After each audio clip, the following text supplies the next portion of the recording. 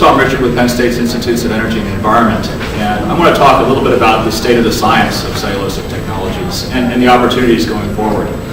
We know that cellulosic technologies and cellulosic biofuels can provide us with economic development opportunities, environmental benefits, and energy security.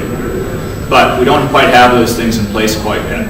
There are a number of companies that are operating in this region, and nationally about 20 companies that are developing the first generation of these facilities. Those companies are working with technologies that we know can work in the laboratory bench, but we haven't demonstrated at commercial scale. And so how do we get from that laboratory bench to commercial scale? Well, there's about $500 million of federal investment, over $1 billion of private investment in trying to make those transitions from the laboratory to the full-scale facilities. And we need to support those investments in a number of ways.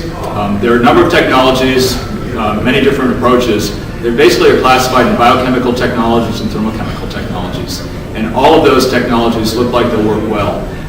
We're right now working with a number of companies to try to make that transition and make those investments. We're not sure what the market will look like, but it's very interesting. In the last year, the small companies supported with venture capital have expanded into larger companies. Many of the oil companies and other energy companies are getting in play.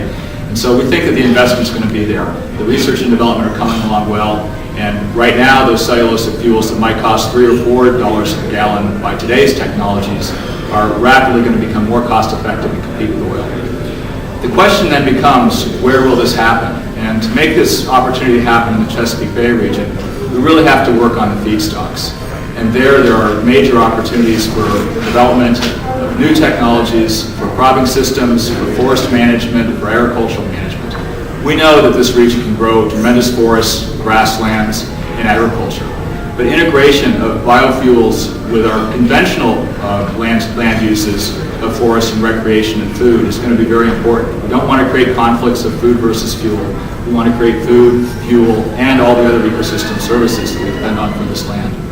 So the ways in which we're trying to do that is through demonstration facilities to try to take what we know about those different land uses and to create the sustainable systems for the feedstocks of the future.